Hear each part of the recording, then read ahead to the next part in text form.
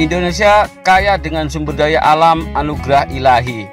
Usia kita tidak selamanya muda dan kita tidak selamanya kerja. Karena itu persiapkan masa tua, masa pensiun kita dengan baik, sekaligus melestarikan alam dengan budidaya durian atau tanaman lain yang menguntungkan. Mari saling berbagi ilmu dan pengalaman untuk kemajuan pertanian Indonesia.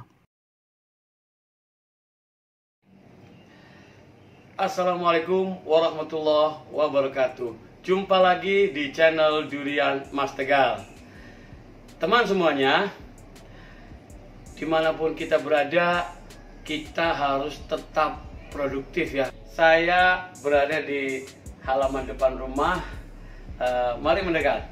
Di sini ada lahan kosong ya, dengan panjang kali lebar. Ini lebar sekitar 1,5, kemudian panjang 1,5, jadi hanya 2,2 meter teman-teman semuanya.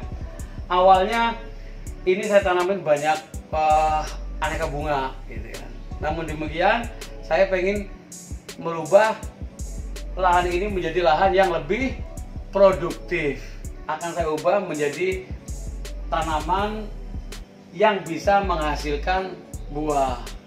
Tanaman yang saya pilih adalah anggur. Anggur ini sebenarnya merupakan tanaman asli dari Eropa dan Asia Tengah ya teman-teman semuanya. Banyak sekali beragam jenis anggur. Nah, namun demikian, sebelum kita melakukan penanaman anggur, yang perlu diperhatikan yang pertama adalah penyiapan lahan dan space untuk tumbuh kembang anggur. Jadi saya sudah siapkan di atasnya itu adalah kanopi. Nah, tapi kanopinya bukan kanopi biasa teman-teman semuanya, tapi ini kanopi yang saya peruntukkan untuk lahan rambatan anggur. Karena anggur adalah tanaman yang merambat, kita siapkan lahan untuk rambatannya.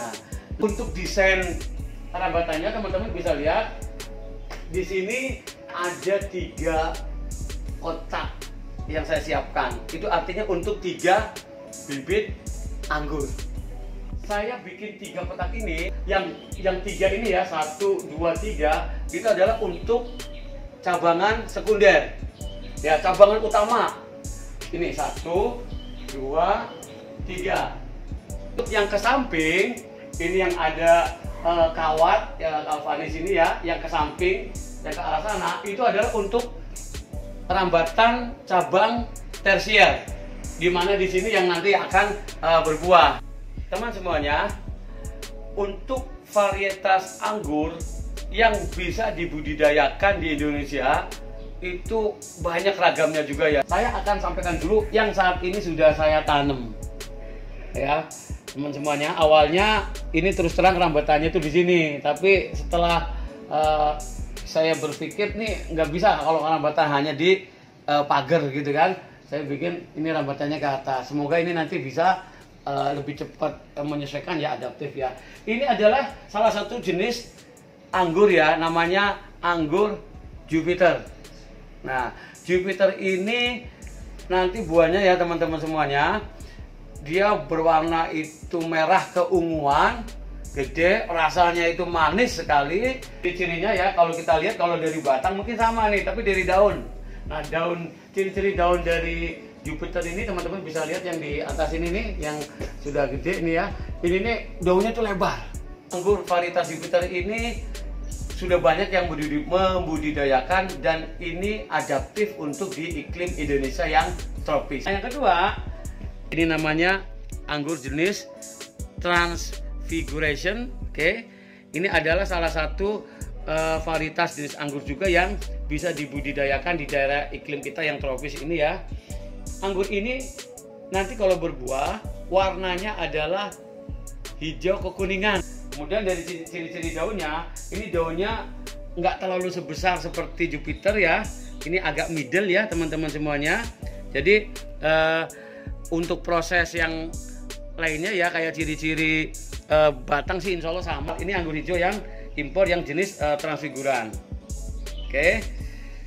Kemudian yang berikutnya ini adalah jenis anggur Ninel. Jenis anggur ini nih sangat adaptif ini di iklim tropis kita di Indonesia. Ini kalau kita lihat buahnya, anggur Ninel ini nanti buahnya adalah warnanya merah, teman-teman semuanya. Anggur merah. Nah, gitu ya. Jadi ini bisa yang gua sering nyanyi itu ini, teman-teman semuanya. Anggur merah. Ini anggur jenis Ninel. Teman semuanya, untuk proses penanaman anggur ini kita perlu menggali lubang ya dengan diameter yang tidak terlalu besar ya. Ini gali kedalaman sekitar 30 lah. Kemudian yang kedua yang perlu diperhatikan dalam proses penanaman anggur adalah komponen yang perlu kita masukkan ke dalam lubang tanam tadi.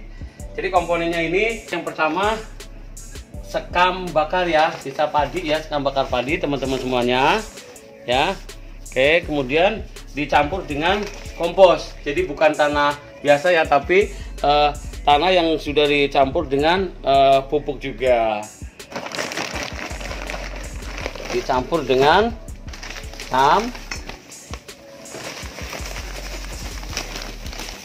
Oke, kemudian kita aduk secara merata ya teman-teman semuanya. Ini ditujukan agar proses tumbuh kembangnya ya minimal sekali di tahap awal itu bisa dengan mudah. Masukkan bibit ke lubang yang sudah disediakan ya. Pastikan tidak ada plastik yang tersisa. Oke.